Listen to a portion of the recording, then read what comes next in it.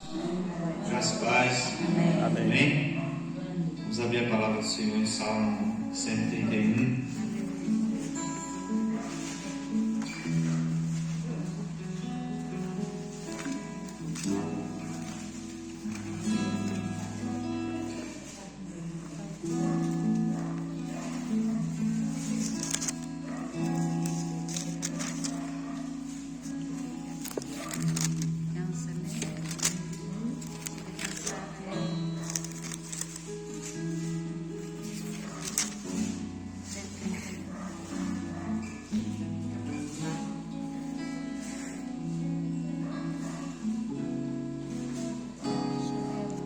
Amém?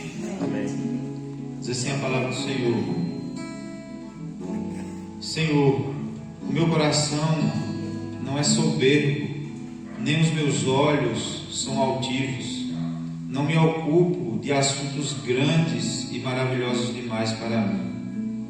Pelo contrário, tenho feito acalmar e sossegar a minha alma.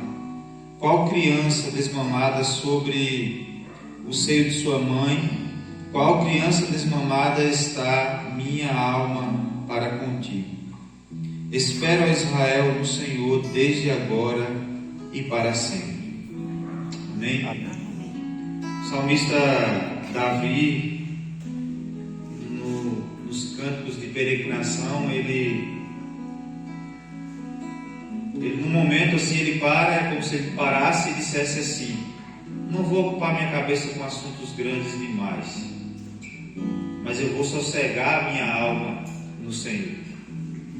Às vezes a gente está tão atribulado, a gente vendo notícias de guerras, de rumores de guerras, vivemos uma pandemia e a gente vê o quanto as pessoas estão adoecendo psicologicamente por causa dessas coisas, né? A alma aflita, o coração aflito. E aí o salmista vai e diz assim: tenho feito acalmar e sossegar a minha alma. Está a minha alma para contigo descansar, como uma criança no colo de sua mãe. E aí ele faz isso para si, ele faz essa reflexão para si, mas ele dá um conselho para o povo de Israel. O verso 3 ele diz assim: espera ao Israel no Senhor, desde agora e para sempre. Às vezes nós nos afligimos, nós ficamos angustiados, mas nós precisamos descansar no Senhor. A nossa confiança ela está no Senhor. A nossa confiança ela não deve estar fixada nas coisas desse mundo, nem das circunstâncias que vêm sobre nós, nem como tem muita gente preocupada com a política, nem na política, nem nos políticos. A nossa confiança está no Senhor. O Senhor nos orienta a esperar nele. Amém? Que o nosso coração possa descansar e que nós possamos esperar no Senhor. Amém? Vamos orar? Pai, nós estamos aqui na tua casa, reunidos em teu nome e queremos sentir a tua presença. Ó Deus, por tantas vezes nós nos encontramos aflitos, entristecidos, ó Deus, com o coração angustiado, mas quando nós lemos a tua palavra recebemos consolo e conforto do Senhor, porque o Senhor nos convida a acalmar e a descansar no Senhor. E vemos na tua palavra, Deus, que de fato nós devemos descansar em ti, porque o Senhor está no controle de todas as coisas. A tua palavra diz que o Senhor está sentado no alto e sublime trono. Todas as coisas estão patentes aos olhos do Senhor. Nada foge do controle do Senhor. Por isso, ó Deus, ajuda-nos a descansar no Senhor. Talvez estamos aqui, ó Deus, com o coração aflito por algum motivo, por alguma situação na família, mas que com essa palavra possamos descansar no Senhor e possamos prestar um louvor agradável a Ti, um culto que agrada ao Senhor. Ó Deus, pedimos perdão ao Senhor por nossos pecados, pecamos contra Ti, e pedimos, ó Deus, que o Senhor perdoa-nos de toda iniquidade, ó Deus, no nome de Jesus. E pedimos, ó Deus, em nome de Jesus, que o Senhor purifique o nosso coração, que queremos estar diante do Senhor nesta noite puros e queremos prestar um verdadeiro e agradável culto a Ti. Nós pedimos assim em nome de Jesus. Amém. Amém. Estava dizendo para os irmãos ali, hoje eu estou de férias. O pastor Roberto veio e vai fazer o louvor, a gente precisa explorar ao máximo, né? Se ele já veio, não pode ir embora. Então explorar ao máximo, cantando canções mais novas e trazendo a sua palavra também. Amém. Amém? Bom, canções novas não garanto não. Eu tenho dificuldade para pagar canção nova, mas pode ser nova para você talvez, né? Para vocês aqui. É uma alegria sempre estar aqui, né? Já declarei meu amor à congregação aqui de Patos e de Pedras, né? E é muito bom poder estar. Eu até marquei bobeira, deveria ter falado com o Michel bem antes para poder vir, né? Porque na quinta-feira geralmente eu fico em casa, não tem assim uma programação lá em Tanquinho, e eu demorei muito, fiquei um tempinho sem vir, mas aí quando Deus cobra a gente tem que pagar, né? Então muito bom estar aqui com os irmãos e rever. Vamos estar cantando alguns cânticos ao Senhor. Eu escolhi alguns aqui, vou ver se a gente pode. Escolhi 15, mas não dá para cantar todos, né? Vamos cantar esse primeiro aqui, né, na oração do pastor. Eu só falo pastor Michel quando estou aqui, a profecia. Ele falou da nossa tristeza, né, irmãos?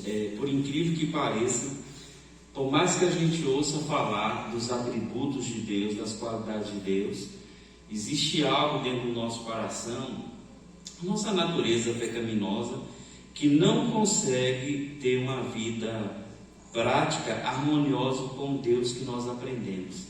E sempre a gente está duvidando de Deus, né? Será que vai acontecer mesmo? Então esse cântico que nós vamos cantar, ele fala de algo maravilhoso. O nosso Deus é um Deus do impossível, né? Então talvez haja coisas aqui que sejam impossíveis para você. Então nós estamos bem na vida, porque o nosso Deus é o Deus do impossível, né? Então que a gente não olhe para as circunstâncias, mas que a gente olhe para esse Deus que é poderoso, Deus El Shaddai.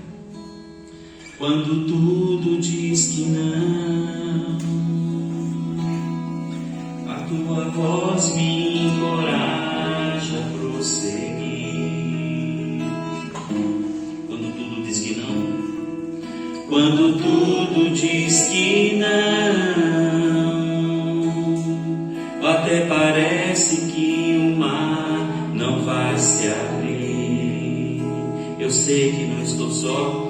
Eu sei que não estou só, e o que dizes sobre mim não pode se frustrar.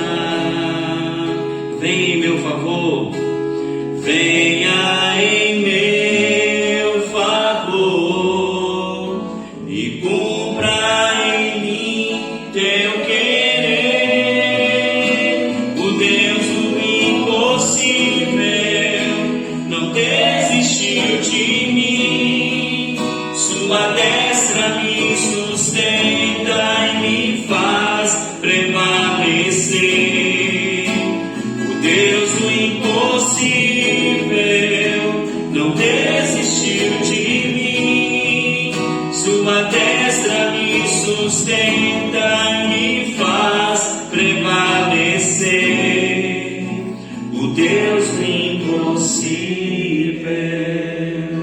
Eu quero que antes que a gente cante novamente, que você faça uma oração colocando diante de Deus aquilo que é impossível. Quero te desafiar a você a transformar as suas ansiedades em oração.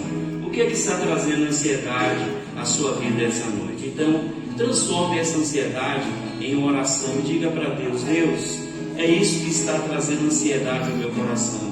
E peça isso a Deus, ao Deus que é o Deus Todo-Poderoso, o Deus do impossível. Ore, meu irmão, ore, esteja orando ao Senhor, dizendo para Deus aquilo que te preocupa, aquilo que traz ansiedade, que talvez seja impossível mesmo, mas para Deus tudo é possível, porque Ele é o Deus do impossível. Esteja orando ao Senhor. Quero ouvir a sua voz, querido. Diga para Deus isso. Fala para Deus das suas ansiedades, das suas preocupações, daquilo que você perdeu o controle, que não dá mais para você fazer. Então entrega para Deus, porque Ele pode fazer.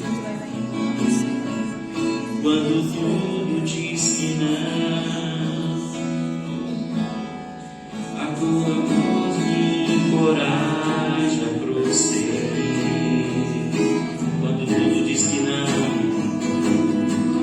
quando tudo diz que não, abra o mar, Senhor, até parece que o mar não vai se abrir.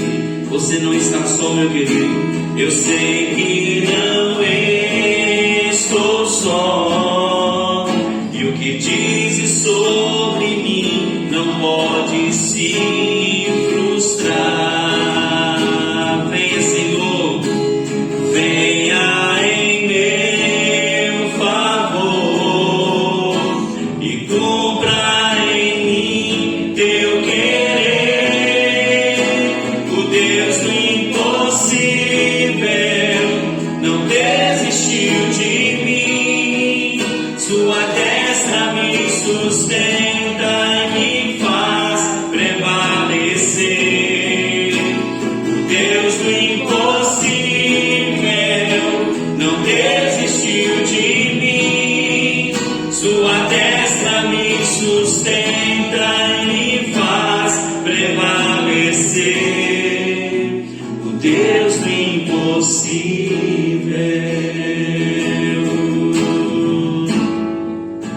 o Deus do impossível,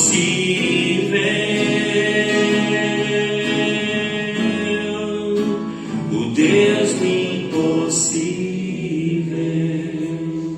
Você pode se juntar agora a uma outra pessoa e orar por essa pessoa e essa pessoa orar por você?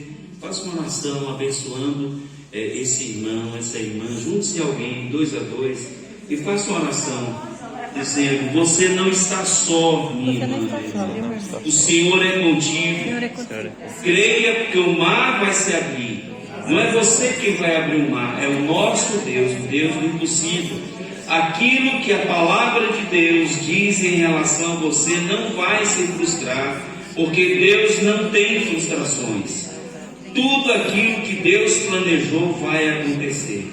E que na sua vida, na minha vida, na nossa vida, possa cumprir aquilo que Deus realmente planejou e projetou para nós. Isso. Olha, abençoe seu irmão.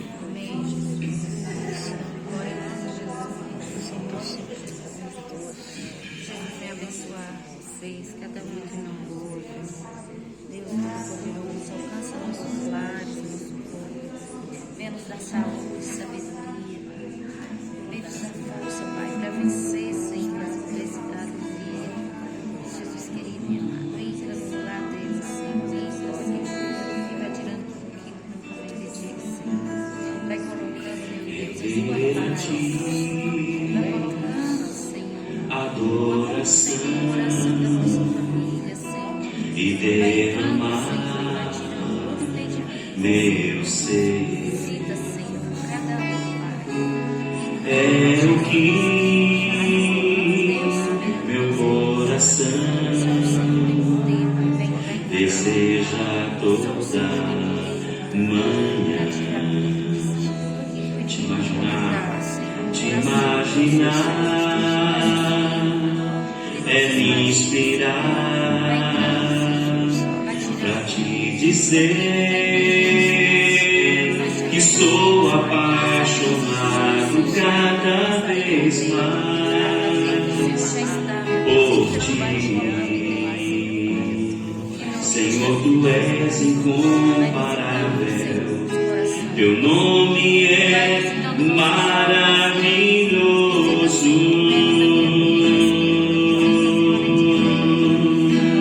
Leva-me além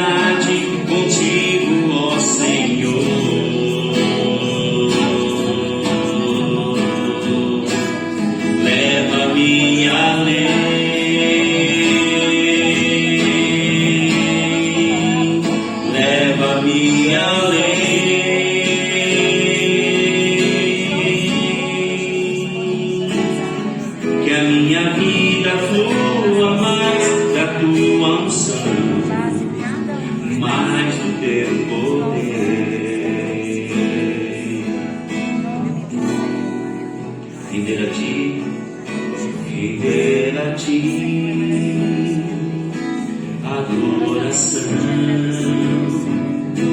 e derramar meu ser. É o que meu coração deseja toda manhã. Te imaginar é me inspirar para te dizer que estou apaixonado cada vez mais por ti. Senhor, tu és incomparável, teu nome é maravilhoso.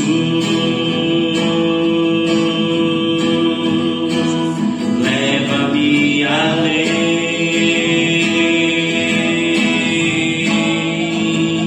leva-me além,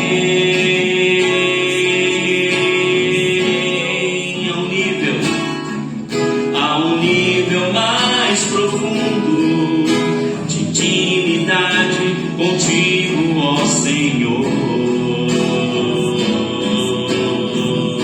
Leva-me além, leva-me além,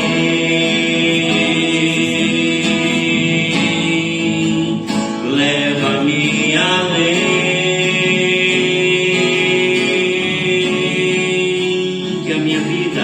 que a minha vida flua mais da tua unção, mais do teu poder, mais do teu poder, mais do teu poder.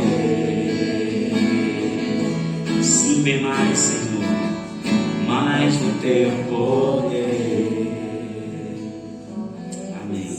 Eu estava dizendo lá em Tanquinho que se a nossa adoração não for transformada numa vida prática, ela fica uma coisa muito abstrata, né? Então nós precisamos transformar a nossa adoração em atos. Eu sei que a adoração aqui é muito importante, mas é muito importante que ao sair daqui ou aqui mesmo, toda essa adoração seja transformada em atos. E como é que eu posso adorar a Deus em atos? A Bíblia diz em Gálatas 5 que a melhor forma é pôr em prática os frutos do Espírito, amando, sendo bondoso, benigno. Nesses dias eu estava numa reunião de oração. Podem sentar um pouquinho para eu compartilhar isso aqui? Fui convocado para uma reunião de intercessão lá em João Dourado. Tem um grupo que foi criado chamado Intercessão Regional. E eu não sei o que é que eles pensaram de mim, mas falaram assim: trazer o Alberto aqui que vai botar fogo nesse negócio aqui. E eu cheguei lá assim, mais para baixo do que tudo, e o irmão começou a oração e tal. E aí ele puxou um assunto que foi muito interessante. Primeiro ele deu uma criticada na igreja inteira. Ele disse que em 42 anos de convertido, ele não conheceu ninguém cheio do Espírito. E eu fiquei ali olhando, falei, eu vim aqui para orar, não vim debater. Mas aí não teve jeito. Quando ele deu como exemplo de alguém cheio do Espírito, David Wilson, que é um pastor americano que era traficante, se converteu, escreveu vários livros, Eu falei para ele, ele perguntou: o que é que você acha disso? Eu falei: irmão, desculpe eu discordar de você, mas o maior exemplo de alguém cheio do Espírito é o Senhor Jesus. Ele é o padrão. Ou você não concorda que Jesus era cheio do Espírito? Não era cheio. Mais do que David Wilson. E eu conheço algumas pessoas nessas andanças que são pessoas cheias do Espírito.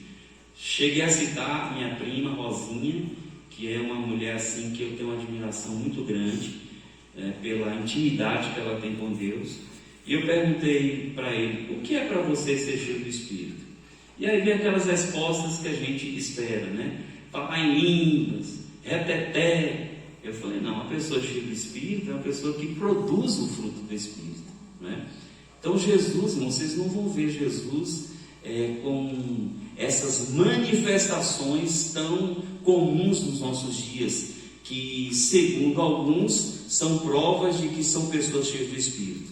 Agora nós vamos ver Jesus sendo bondoso, amoroso, benigno, e isso é ser cheio do Espírito. Ou seja, ele transformou toda a adoração que ele tinha em atos, né? Então não adianta a gente entrar no reteté, se é que existe outras coisas, e sairmos daqui, nos comportarmos como qualquer ímpio, né? Então, ser cheio do Espírito é isso, é produzir o fruto do Espírito por onde a gente andar. Por isso que esse cântico aqui é um cântico que foi feito pela Ludmila, que já se foi, e eu gosto mais desse cântico, porque ele nos traz alguns desafios, e que ao cantarmos a gente possa refletir se eu estou sendo alguma dessas coisas.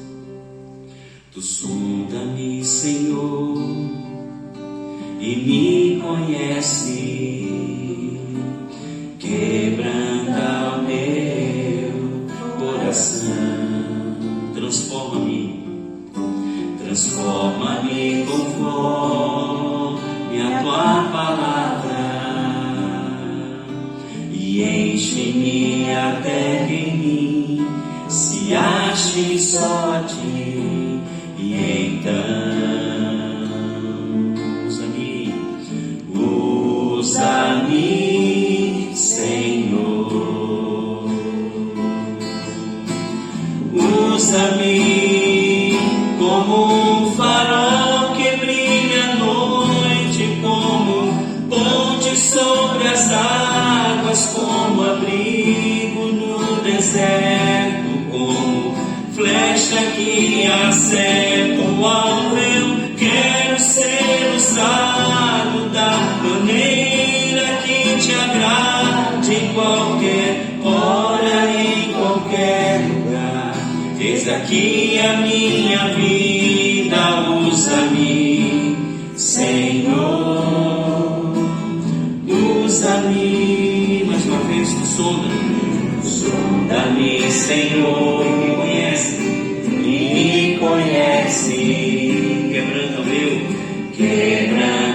meu coração, transforma-me conforme a tua palavra, e enche-me até em mim se ache só a ti. Então usa-me, Senhor,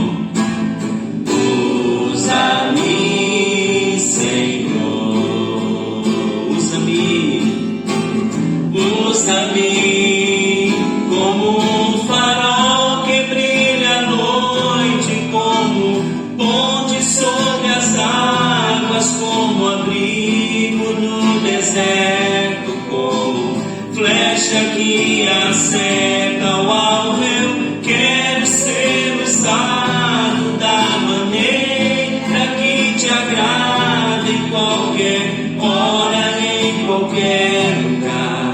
Eis aqui a minha vida, usa-me, Senhor, usa-me, sonda-me, quebranta-me, transforma-me, enche-me e usa-me, sonda-me, quebranta-me, transforma-me, enche-me e usa-me, Senhor. Amém?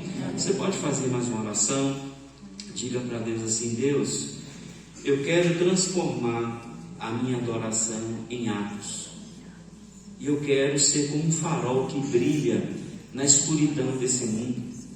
Eu quero ser uma ponte, ó Deus, sobre pessoas que estão em águas que não conseguem chegar do outro lado. Eu quero ser um abrigo para as pessoas que estão em desertos da vida. Eu quero ser como uma flecha que acerte o alvo. Eu quero, na verdade, ó Deus, ser usado por Ti, não como eu quero ou eu queira, mas como o Senhor quer e como Te agrada. E eu me disponho a ser usado por Ti em qualquer hora, em qualquer lugar, e mesmo a minha vida sendo Tua, eu ofereço a minha vida a Ti.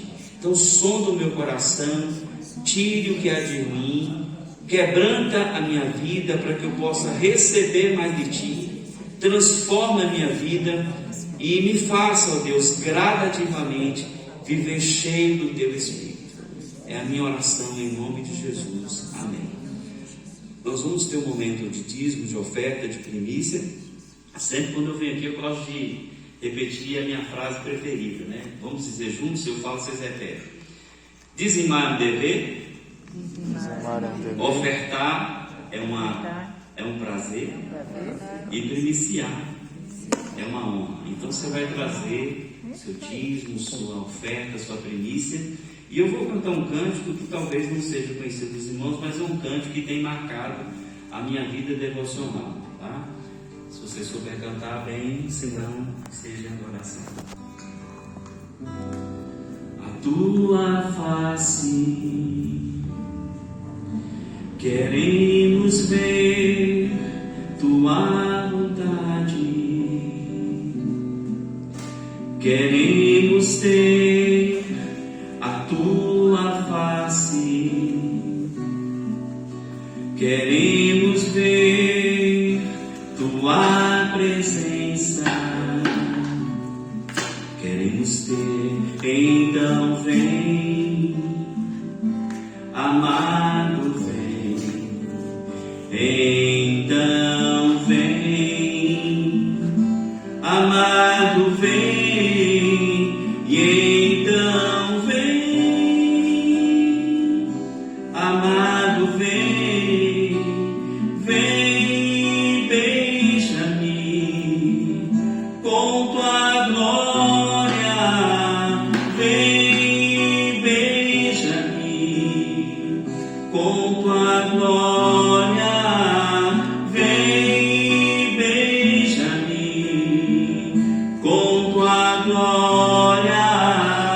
Vem, beija-me com tua glória. Deixa o teu rio fluir, deixa o teu vento soprar, deixa o teu fogo queimar até me consumir. Deixa o teu rio fluir, deixa o teu vento soprar, deixa o teu fogo queimar até me consumir.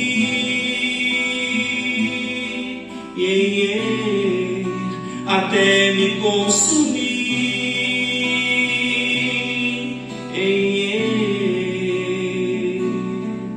De dentro pra fora, vem reinar em mim.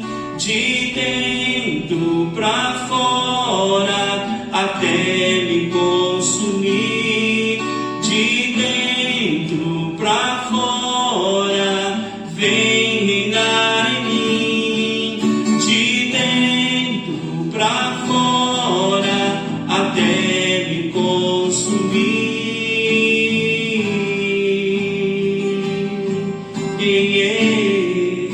Até me consumir, Senhor.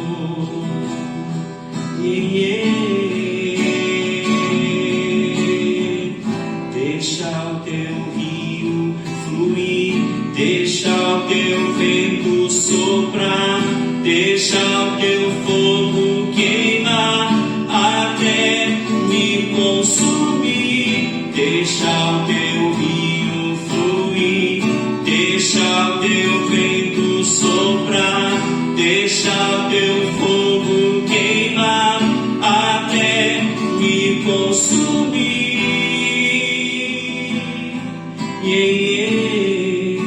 Até me consumir.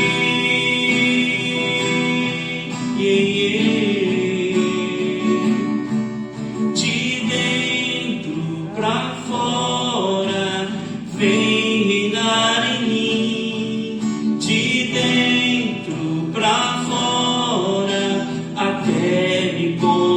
consumir.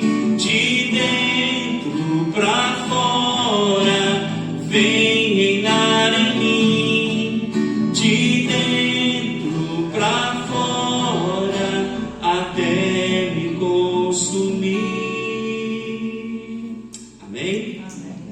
Abra sua Bíblia no livro de Jeremias, capítulo 25, versículo 16. Jeremias 25, 16.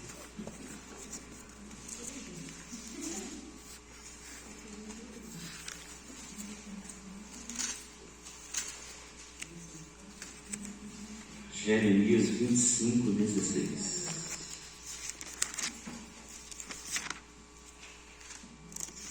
Tem gente aí que é rápido, negativo, hein?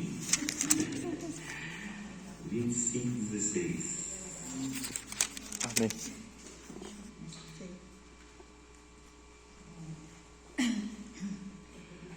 Vamos ler o versículo 15 também. Diz assim, 25, 15 e 16. Porque assim me diz o Senhor Deus de Israel: pega da minha mão a taça do vinho da ira e darás a beber a todas as nações a quem eu te enviar. E elas beberão e serão abaladas, enlouquecerão por causa da espada que eu enviarei a eles. Há outros textos que eu vou apenas citar aqui e depois os irmãos podem ler em casa. Eu estou com 61 anos e nesses 61 anos eu confesso que muita coisa que está acontecendo no nosso país e no mundo eu só lia nos livros, não é? Eu era muito pequeno quando aconteceu a Revolução de 64. Acho que Michel também, né? Já tinha nascido, Michel? Brincadeira. Então a gente sabe de muita coisa que a gente leu nos livros e que os professores nos ensinaram, né? Eu me lembro que por ter como professora a minha tia, que era revolucionária, a forma como ela dava aula, ela me levou a não gostar dos militares, né? Lá no Colégio de Ponte Nova, a gente aprendeu assim, nessa tendência de algeriza aos militares, porque eles deram, segundo minha tia, um golpe, né, em 64, tomaram o poder, e aí a gente vai crescendo nessa santa inocência, e quando a gente chega à fase adulta, alguns livros chegam às nossas mãos e a gente vai lendo.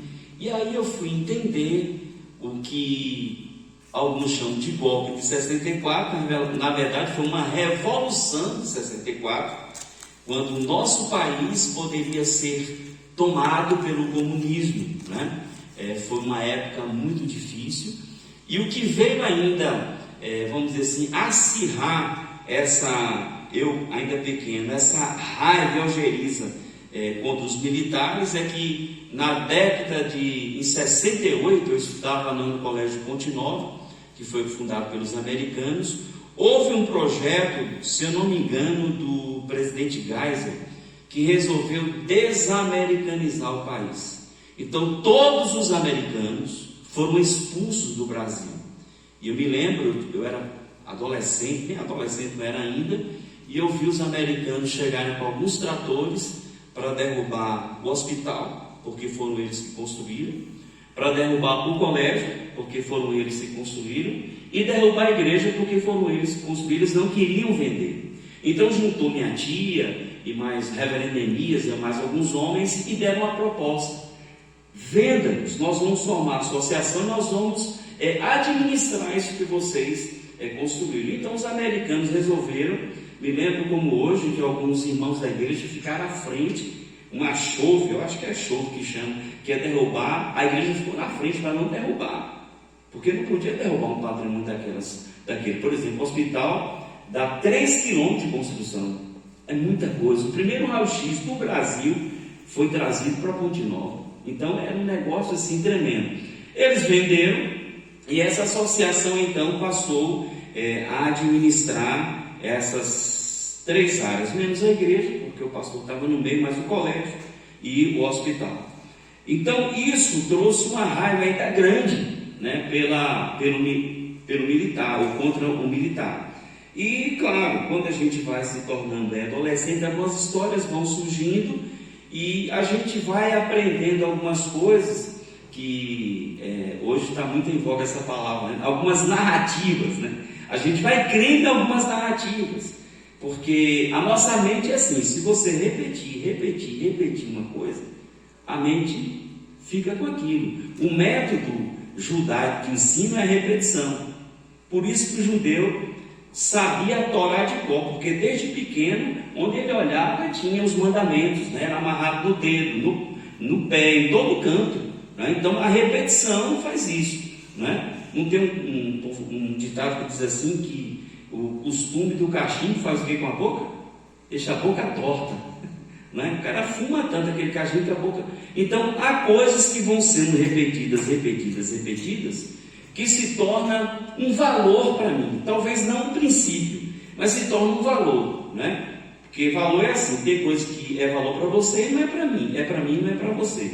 Mas princípios é para todo mundo.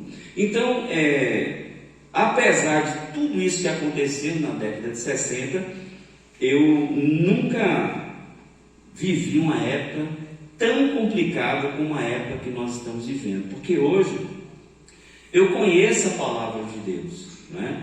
Então, quando a gente vai ler a Bíblia, a gente lê esse texto que nós acabamos de ler, que é um contexto de Israel, de exílio de Israel, o profeta Jeremias, e nesse texto Jeremias diz que Deus vai dar de beber o vinho que está dentro dessa taça de ira de Deus, né? E iria derramar sobre as nações. E eu fiquei então pensando, quando a gente fechou que viria para cá, no que a gente poderia falar. Então eu quero, de uma maneira assim bem simples, falar sobre como eu posso encher essa taça de Deus, né? Nós sabemos que uma taça, se a gente pudesse exemplificar num copo aqui, né? Um copinho aqui, uma taça, você vai colocando conteúdo, no caso líquido, né? No caso aqui, vamos botar que seja uma água, né? Mas quando chega um ponto, o que acontece? Quando você coloca muita água aqui, ela vai fazer o quê? Transborda, né? Então, nós podemos encher essa taça de Deus de dois conteúdos. Eu posso encher essa taça de Deus de um conteúdo positivo e de um conteúdo negativo, né? Vamos falar primeiro do conteúdo positivo, porque a minha ênfase é no conteúdo negativo. Como eu posso encher a taça de Deus de um conteúdo positivo? Há um texto em Apocalipse, se eu não me engano, Apocalipse 18, você não precisa abrir lá, que fala que há um anjo que pega a taça de Deus e ela está cheia de incenso, e o incenso ali significa as orações dos santos. Eu tenho para mim que quando João fala dessa taça cheia de incenso, é porque nós fomos enchendo essa taça de oração, como diz lá em Mateus 7,7, de pedidos de oração, de uma vida devocional, que é o jejum, é a oração, a leitura da palavra, é a adoração, e a intercessão. Chega uma hora que essa taça enche, e quando essa taça enche, o que acontece? Ela transborda. E é nesse momento que Apocalipse fala, 8, que o anjo de Deus pega essa taça e joga sobre a terra. Quando nós enchemos a taça de Deus de oração, de devoção, de intercessão, e essa taça transborda, esse transbordamento não será negativo para nós, porque ninguém vai fazer uma oração negativa. Você não vai fazer uma oração para, oh Deus, manda um terremoto, um meteoro e destrua pedras. Ninguém vai fazer uma oração dessa, né? Ele vai falar assim: abençoa, né, pedras, abençoa patos, abençoa tanquinho. Então chega uma hora que essa taça transborda, e quando ela transborda, as orações dos santos são respondidas. Amém? Amém. Então, como que eu posso encher a taça de Deus um conteúdo positivo? Que seria um vinho positivo, vamos dizer assim. Quando eu tenho uma vida de oração, uma vida de devoção, e uma vida de intercessão. Agora, Jeremias está falando de uma taça que foi enchida de um conteúdo negativo, que é a ira de Deus. E a pergunta é: como é que eu posso encher essa taça com a ira de Deus? Eu não posso me esquecer de Mateus 26, 42, quando Jesus, orando, ele diz assim: Senhor, se for possível, passe de mim esse cálice. A palavra cálice ali é taça. Jesus iria beber a taça da ira de Deus, que foi enchida pelas nações, os povos, durante todos aqueles anos, séculos, milênios, 6.000 anos mais ou menos.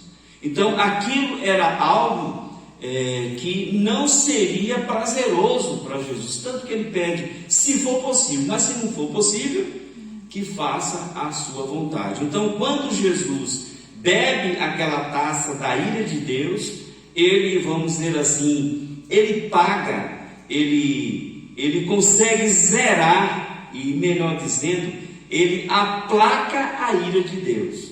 Talvez quando a gente lê o Novo Testamento, a gente não perceba isso, mas quando a gente lê o Novo Testamento, o começo do Novo Testamento, na verdade, aquela taça de Deus iria destruir o mundo. Talvez nós nem iríamos existir se fosse destruído ali. Então, quando Jesus bebe a taça da ira de Deus, ele aplaca. A palavra aplacar é reter. Por isso que a morte de Jesus na cruz, primeiramente, é para aplacar a ira de Deus, depois para nos salvar. O objetivo principal da morte de Jesus na cruz é aplacar a ira de Deus. Ele bebeu o cálice da ira de Deus. E, consequentemente, a morte de Jesus na cruz abre um espaço para a nossa salvação. Então, às vezes, nós, nos nossos exageros, nós falamos que a morte de Jesus na cruz foi só para nos salvar, primariamente para aplacar a ira de Deus, que ia ser derramada, mas Jesus a bebeu. É como se alguém colocasse uma bomba para estourar aqui, vem um pessoal especializado, pega aquela bomba e impede que aquela bomba exploda. Só que Jesus impediu a ira de Deus, pagando um preço, e um preço de cruz. Então a pergunta é: como é que eu encho essa taça de Deus da ira? Eu quero lembrar que a palavra vinho aqui, eu sei que não tem ninguém que pensa assim, mas por via das dúvidas, tem um grupo na igreja aí que fala que a gente pode beber vinho, porque o vinho é assim e tal. Eu sempre digo assim: você pode beber vinho, desde que o vinho que você vai beber seja um vinho puro. E a garrafa de um vinho puro, pobre não pode comprar não, porque ela é cara. Ela é cara. Esse vinho tal do sangue de boi e outros aí que a turma bebe, tem uma quantidade de álcool muito grande. Na verdade, você não está bebendo um vinho, você está bebendo cachaça mesmo, viu? Eu tive a oportunidade de beber uma taça de um vinho feito em Israel.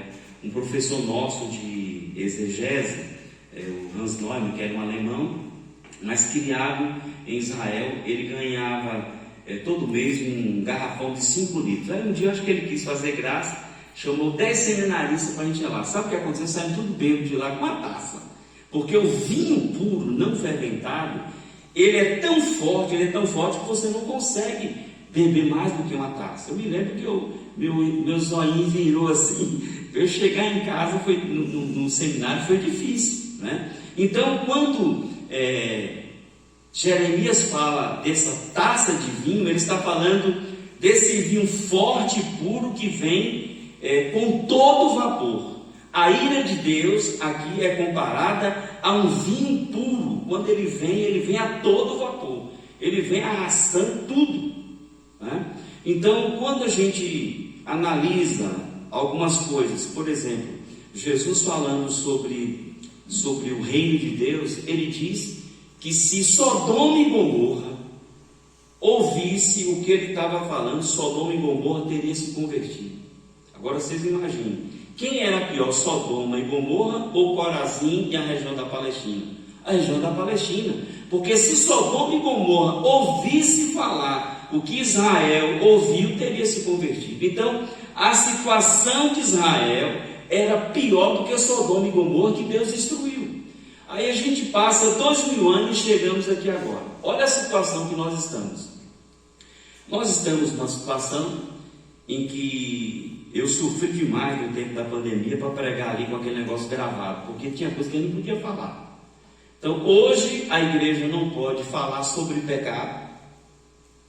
A igreja hoje não pode falar de determinados assuntos, porque você pode sofrer uma pena, né? Então nós estamos hoje numa situação em que os valores e os princípios da Bíblia foram todos invertidos, né? Hoje o errado é certo, o certo é errado. Você ser honesto não é uma virtude, é uma besteira sua. Então nós estamos vivendo num mundo assim. Irmãos, eu não tenho tempo para falar para vocês o que eu vejo na internet hoje, mas eu posso citar o que eu vi com os meus olhos. Alguém falou que em Goiânia tinha uma igreja de Satanás, eu não acreditei, fui ver. Fica perto da rodoviária, existem 2 igrejas de Satanás lá em Goiânia, e eu fui lá ver. Irmãos, eu esfreguei meu olho assim para achar que eu estava acreditando. Eu entrei nesse tempo. Então lá o pastor, entre aspas, se veste, ele está quase seminu, hoje não sei nem se vai poder com essa confusão que está aí, com um capacete com chifre, né? E o louvor é um rockão trash pesado, que a gente não sabe se o pessoal está cantando, gritando, morrendo, deve estar tudo endemoniado. As pessoas que frequentam são pessoas na faixa de 12 a 24 anos, porque eles não gostam de pessoas adultas e mais velhos, né? Há toda uma filosofia em relação a isso. E está lá a igreja. Eu acho que na época de Sodoma e Gomorra não tinha um culto, uma igreja de Satanás, né? Na época de Jesus também não. Nos Estados Unidos, há 20 anos atrás, houve o que é chamado de reavivamento satânico. Já pensou um negócio desse? A igreja está orando por um avivamento. Nos Estados Unidos teve um reavivamento satânico. Se você for hoje para o Canadá e países da Europa, como a França, o misticismo aumentou de tal forma, que não há mais espaço para a igreja. Então, o que as nações estão fazendo? Estão enchendo a taça de Deus da sua ira. Só que essa taça vai se derramar. Então, o que a igreja, em contrapartida, tem que fazer?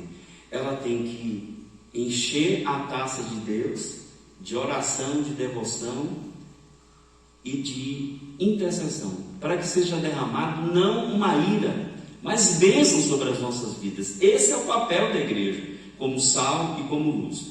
E eu queria rapidinho que vocês abrissem aí no Salmo 51. Abra sua Bíblia no Salmo 51, porque às vezes tem gente que é meio, como diz o pastor Pedro, aqui não, né? Só para lá da gameleira. Porque tem crente que é meio besta, né? O tamanho de besta. Pastor, eu não sei, como é que eu posso encher a taça de Deus de ira? Como é que eu posso fazer? O maior exemplo para nós está aqui no Salmo 51. Você acredita que tem gente que procura a gente para aconselhamento e até agora de afirmar que não sabe o que é pecado? Deus amor, só Jesus na causa, né? Então veja só, nesse salmo, Salmo 51, o salmista diz assim: é um salmo de Davi. Tem misericórdia de mim, ó Deus, segundo a tua benignidade, segundo a multidão das tuas tenras misericórdias, apaga as minhas transgressões, lava-me completamente da minha iniquidade e limpa-me do meu pecado. Nesses 2 versículos, Davi mostra como alguém pode encher a taça de Deus de ira. A primeira, no versículo 1, ele diz assim: apaga as minhas transgressões. O que é uma transgressão? A transgressão é você quebrar um princípio. A palavra transgredir é quebrar um princípio. Eu tenho uma mania de dizer que nós não quebramos um princípio. O princípio é que quebra com a gente. Por exemplo, nós temos aqui essa parede. Eu não sou um homem invisível. E se eu tentar atravessar essa parede aqui, o que vai acontecer comigo? Eu vou quebrar a cara. Então, quando eu quebro um princípio, quando eu transgrido um princípio, eu me arrebento. Não é? Aqui em Irecê até que não sei se acontece, mas em Goiânia, uma cidade grande, se você ultrapassar ou avançar um sinal vermelho, o que acontece? Arrebenta a sua vida financeira, vem multa. Não tem jeito. Então, quando eu transgrido os mandamentos do Senhor, eu encho a taça da ira de Deus. Não é? E eu pergunto assim para nós, porque tem gente que não sabe. Quais são os mandamentos que eu tenho transgredido? Aí tem aqueles calvinistas extremados, né, que falam assim: não, a lei morreu, está caduca. Hoje eu vim pela graça, então não tem lei mais. Não tem lei para a salvação. Mas os mandamentos, que são princípios, eles continuam perdurando até hoje. Não os rituais e as leis nacionais, mas os princípios morais continuam. Tem gente que fala para mim assim: pastor, não dou dízimo, porque dízimo é coisa da lei. O dízimo é antes da lei, durante a lei e depois da lei. Então já cai por terra essa questão. Acho que dá para mim. Então cai por terra essa questão de antes e depois, né? Mas lá na lei diz assim: não adulterarás. Essa lei moral caiu? Não, continua. Então, mesmo sendo salvos, nós não podemos adulterar, porque estamos quebrando o mandamento. Não vamos obedecer mandamentos para ser salvos, mas porque somos salvos, nós vamos obedecê-los. Então, uma das formas de enchermos a taça de Deus de ira é transgredindo o mandamento. Então, tem uma oração que nós temos que fazer diariamente. Pai, primeiro, ensina-me os teus mandamentos. Não sei se é verídico ou se é fake news, né? Que hoje em dia a palavra fake news aí está em voga. Mas teve um pastor que estava adulterando. Ele estava adulterando e falando para a igreja. E aí um repórter, né, foi um escândalo na época, o repórter foi entrevistado e falou: mas por que você está fazendo algo que a Bíblia proíbe? Ele foi ler na Bíblia e diz que, mas está aqui escrito, adultera, mas a palavra é adúltera. Ele leu diferente, e ele falou, caiu a ficha, é mesmo. Porque uma coisa, queridos, é você e eu cometermos um erro por falta de conhecimento. Mas Deus colocou na nossa consciência uma lei, que a gente chama de princípios universais. Por exemplo, desonestidade é um princípio universal.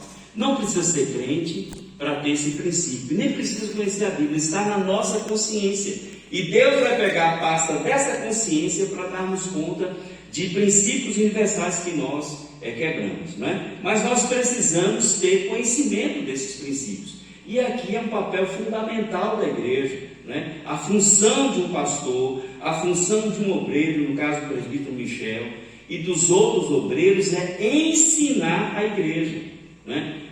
O ensino dentro da poemênica, que é a matéria que estuda a função pastoral, o mais importante, a função principal de um pastor é dar comida, é dar alimento, que é a palavra de Deus. Visita, uma série de coisas são seculares à função pastoral. A função do pastor é ensinar. Quando Deus vem cobrar, Ele cobra de você, mas cobra do anjo da igreja, que tem a missão, que é o atalaia, de poder ser um profeta e anunciar. E Deus, todas as vezes que vai fazer algo, Ele fala para o seu profeta. Profeta aqui, irmãos, não é algumas profecias que tem por aí. O profeta aqui é anunciar a palavra de Deus. Quando eu anuncio a palavra de Deus, eu estou profetizando. Então, eu tenho que conhecer e tenho que pôr em prática esses princípios da palavra de Deus para não quebrar transgressões, ou não realizar transgressões. Aqui ainda, ele diz assim, Davi, lava-me completamente da minha iniquidade. Então, a transgressão é um pecado externo. Aí você pode, e eu falamos igual o jovem rico, né? O jovem rico perguntou para Jesus, mestre, o que eu preciso fazer para herdar a vida eterna?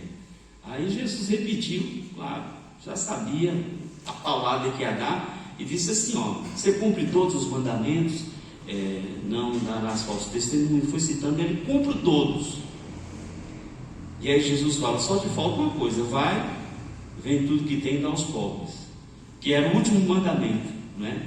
Que é o mandamento de você amar a Deus acima de todas as coisas, que é o primeiro também, mas é você não ter a idolatria de bens, e aquele jovem tinha. E mandamento é assim, irmãos, quando você quebra um, você quebra todos. Não tem como eu pôr em prática um e o outro não. Ou eu pratico tudo ou não pratico nada. Assim mesmo, assim também os dons. Então pode ser que alguém diga assim: ó, pastor, graças a Deus eu cumpro todos os mandamentos do Senhor. Então, se você cumpre os mandamentos do Senhor, você tem uma vida santa externa. Uma vida perfeita externa, muita gente tem. Eu conheço pessoas que não estão na igreja, nem são crentes, e tem uma vida externa quase que perfeita, né? Vive bem com seu esposo, é honesto, trabalha, tudo direitinho, paga imposto, e não é da igreja, nem quer saber da igreja. Então, uma vida sem quebrar ou sem pecado externo não é tão difícil. Não é tão difícil. Agora, quando Davi fala de iniquidade, ele está falando de transgressões internas. E aqui o bicho pega. Porque eu posso falar com Edmundo: eu te amo, e está mentindo. E esse pecado nunca você vai descobrir, porque está lá dentro. Irmãos, um dos pecados que eu assim tenho ojeriza é a hipocrisia. Eu prefiro que você fale assim para mim: pastor, eu não gosto de você. Alguém falou assim, quando eu fui ser pastor em Gameleira, o presbítero Abecide falou assim: eu vou dizer logo de cara, eu não gosto do senhor. Eu tive quase 100% do voto, só tive um voto contra, que foi Abecide. Mas eu peguei aquilo como um desafio para ganhar. E aí pensa uma pessoa que eu visitei e levei em casa, enchi a paciência até ele gostar de mim. O dia que eu saí de lá, ele ajoelhou nos meus pés: eu quero te pedir perdão. Eu falei: meu irmão, larga de besteira, levanta daí, dê um abraço. O senhor me perdoa, pastor? Na bênção. Então eu prefiro que você fale assim: pastor, eu não gosto do senhor, do que falar assim: pastorzão, eu te amo, porque isso é hipocrisia. Então aquilo que acontece no meu interior, só Deus sabe. Nós cantamos aqui: sonda-me. Sondar é visitar a minha mente, que é podre. Irmãos, olha, é um negócio assim que a gente aconselha algumas pessoas, e as pessoas confessam o pecado: pastor, me ajude. Não vão escandalizar, não. Me ajude, pastor, a vencer esse pecado. Qual é o pecado? O irmão enrola. É preciso a gente dar um tapa assim para ele contar o pecado. Eu não consigo entrar na igreja e ter pensamento bom, pensamentos bons. Irmãos, tem tanto lugar para o cara pensar errado. O cara vai para dentro da igreja ter pensamento ruim. Mas tem gente que é assim, só que ninguém percebe. Ele está lá, né? Sonda-me.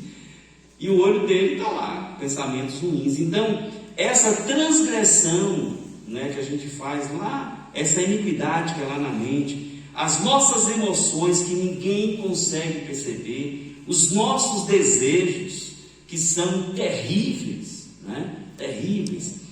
Há desejos nossos, irmãos, se a gente fosse colocar para fora, não diferencia de muita gente aí que é um perigo para a sociedade. Nós somos perigos para a sociedade quando a gente tem essas iniquidades dos nossos desejos, né? Quem já teve vontade de matar alguém? Não levante a mão, não, pelo amor de Deus. Mas a gente tem vontade de matar, né? A gente tem vontade de fazer umas loucuras. A gente não faz porque Deus está com a gente, né? Mas essa iniquidade interna é um erro de muita gente. E aí, isso, além de encher a taça de Deus, tem outra coisa que ele fala aqui: lava-me completamente da iniquidade e limpa-me do meu pecado. E aqui vem, porque vai ter crente que vai dizer: pastor, eu não peco externamente, o meu pensamento, a minha emoção, os meus desejos são puros, eu não posso julgar, o que é que eu vou fazer?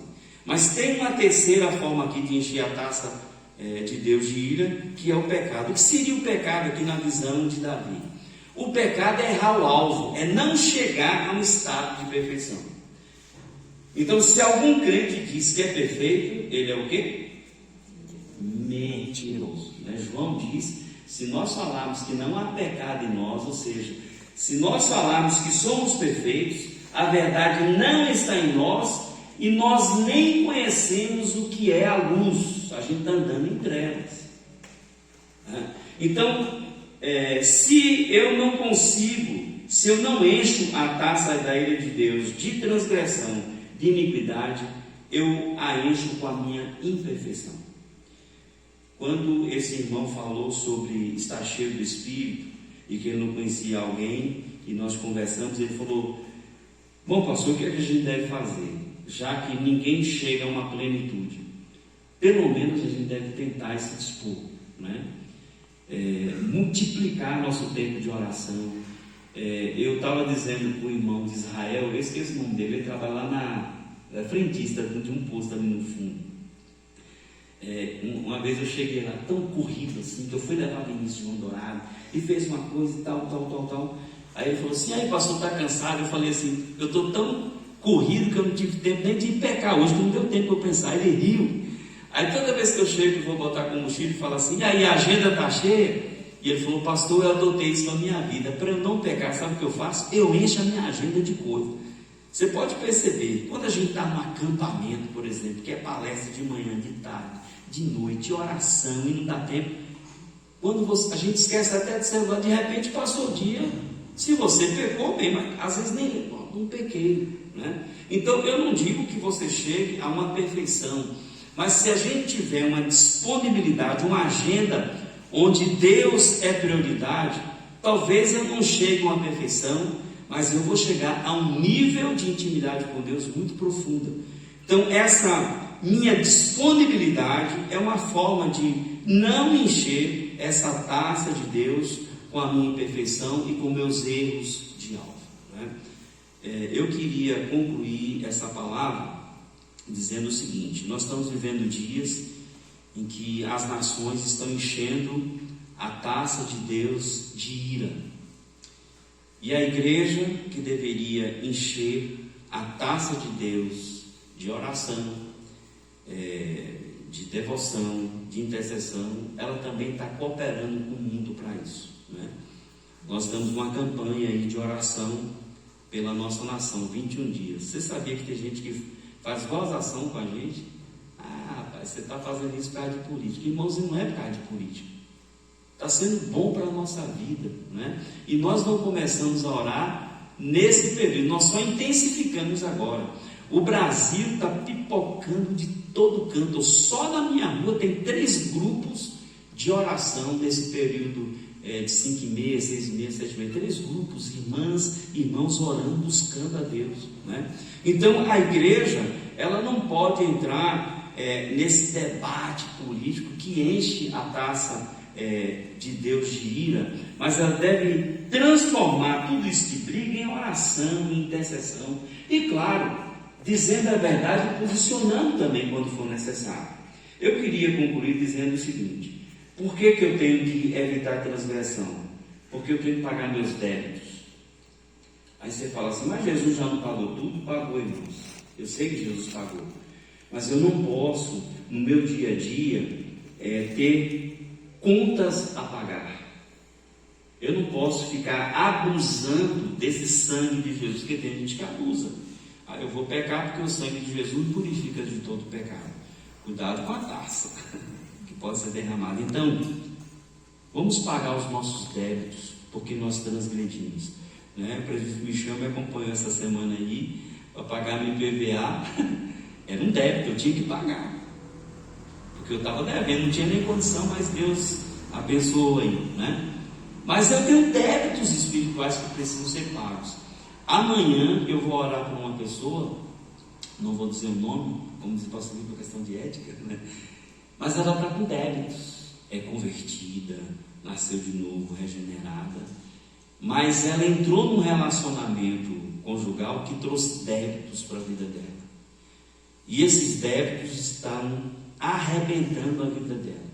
Só para você ter ideia, ela teve que fechar a loja, ela está doente, ela tem uma doença que ninguém sabe o que é, está se acabando, e teve lá em casa, e a resposta que Deus deu para mim foi assim: precisa pagar os débitos. E como é que paga débito?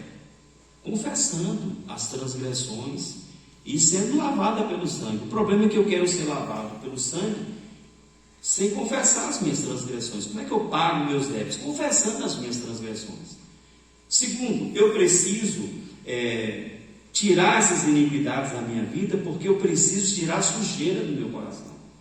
Irmãos, no livro que, se Deus quiser, um dia vai ser publicado, Em Busca da Misericórdia de Deus, eu falo sobre uma casa com 4 janelas e uma porta.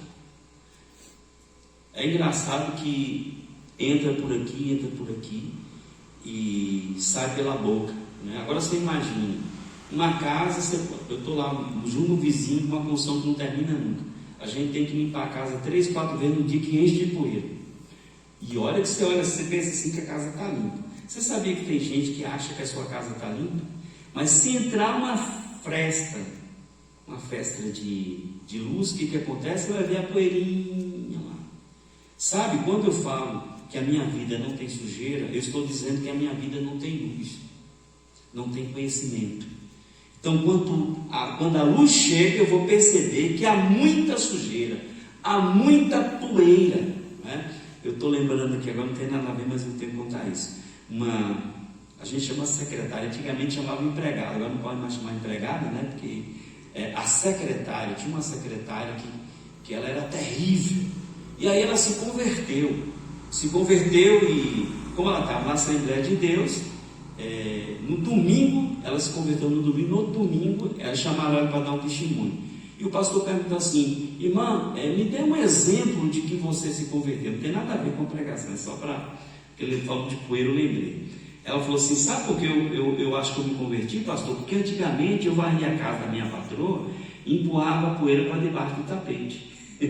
E agora eu não empurro mais, eu pego a poeira, né? Você vê uma coisa simples, mas houve uma mudança considerável na vida dessa pessoa. Então, queridos, não vamos empurrar a poeira e a sujeira para debaixo do tapete, porque a luz de Deus não nos deixa esconder nada. E terceiro, vamos ser curados das nossas doenças, né? Quando eu não atinjo a perfeição e acho que eu sou perfeito, eu estou doente. Há um sermão, para a gente fechar, chamado Homens Pecadores na Mão de um Deus Irado. É o sermão mais famoso do mundo. Dizem, eu não gosto muito de estatística, né? Mas dizem que esse sermão salvou mais de 1 milhão de vidas. Eu não sei, eu não posso provar para você. Eu sei que quando esse sermão era pregado, que tem na internet, se transformou um livro, as pessoas ouviam esse sermão, vinham para frente chorando, quebrantadas.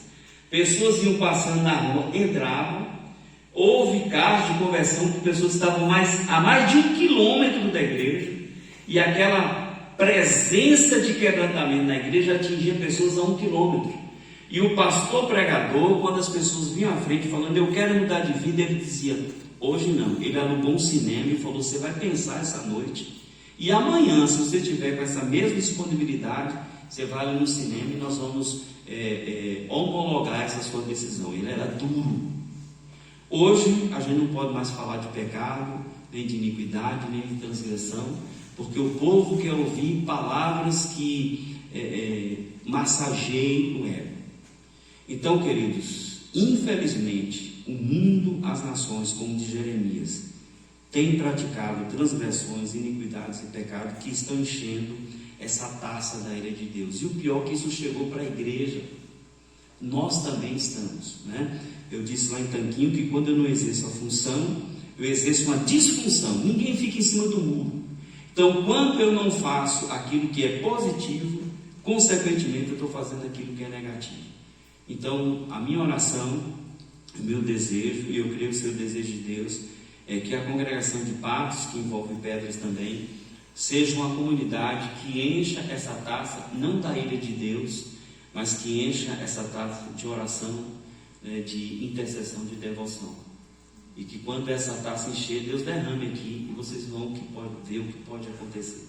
Então, vamos intensificar a nossa vida de oração, a nossa vida devocional, né? A nossa vida de intercessão. Amém? Vamos ficar de pé para a gente orar. E logo após eu passo a palavra para o presbítero, eu só quero chamar de pastor. Coloca a mão no seu coração, irmão. Irmãos, eu não tenho poder e nem a capacidade, a eficácia de te convencer de transgressão, de iniquidade e pecado. A Bíblia diz em João que quem tem o poder para fazer isso é o Espírito Santo de Deus. É Ele que nos convence do pecado, da justiça e do juízo. Nós temos promessas de avivamento para essa nação, profetizadas há 200 anos atrás. Mas para que isso aconteça na nossa nação, Deus ainda vai derramar sobre a igreja um tremendo quebrantamento. Meus queridos, nós precisamos de ter mais consciência do nosso viver, e que quando descobrimos as nossas transgressões, quando o Espírito Santo revelar as nossas iniquidades e a nossa imperfeição, isso não pode trazer à nossa vida cinismo. Isso vai comprovar que nós não conhecemos a Deus. Deve trazer quebrantamento. Então, se eu e você temos pecado e não choramos, não nos quebrantamos por causa desses pecados, iniquidades e transgressões, há alguma coisa errada com a gente. Então peça para Deus: Deus, se eu estou sendo cínico na Tua presença, tenha misericórdia da minha vida. Traz à minha vida essa noção, esse entendimento dos meus pecados, dos meus erros. Deus, como é que o Senhor vai encher a minha vida do Teu Espírito, se a minha vida está cheia de iniquidade, transgressões e de pecado? É impossível isso acontecer. Deus só enche aquilo que está vazio. Então, que o nosso eu seja mortificado, que a nossa carne seja mortificada, e que nós tenhamos uma vida de quebrantamento, de confissão. E isso, irmãos, é diariamente. Eu não posso fazer oração uma vez no mês e dizer: Senhor, perdoa a multidão dos meus pecados. O pecado é cometido um a um, e ele tem que ser confessado e pedido perdão um a um.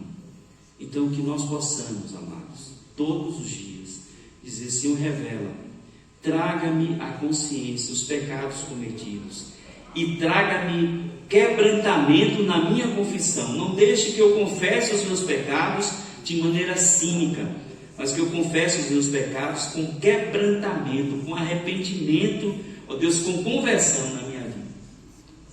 Pai, muito obrigado por estarmos aqui. Obrigado porque ainda podemos pregar contra o pecado, contra a iniquidade e a transgressão. Obrigado porque nós podemos ainda Te louvar livremente. Ó Deus, obrigado por essa palavra, que é dura às vezes para nós ouvirmos, porque nós queremos ouvir palavras de bem-aventuranças, de alegria, mas que nesta noite o Teu Espírito possa nos convencer das nossas transgressões, iniquidades e pecados, e que isso possa gerar em nós um profundo quebrantamento. Deus, traga o choro no nosso coração, na nossa alma. Traga, Deus, o choro do arrependimento, não o choro falso, a humildade falsa, mas o quebrantamento verdadeiro de Ti. E que esse quebrantamento possa nos impulsionar, possa nos motivar a viver uma vida de mais santidade, de mais perfeição a Ti. Pai, Patos, Pedras, Lapão, Brasil, o mundo precisa de cristãos que vivam não uma vida superficial, rasa, mas uma vida cristã profunda, uma vida cristã verdadeira do cristianismo, porque esse cristianismo vivido de maneira profunda pode transformar a nossa vida, pode transformar a nossa casa, pode transformar o nosso povoado, o nosso município, o nosso estado, a nossa nação e o mundo. Ó Deus, eu creio nas profecias de um grande avivamento para a nossa nação. Então, que o Senhor traga esse esteio, que o Senhor traga esse pavimamento que vai trazer esse avivamento, que é o quebrantamento. Ó Deus, tire todo o cinismo do nosso coração, da nossa alma. Em nome de Jesus. Amém. Amém? Pode sentar, a palavra está com o presbítero Michel.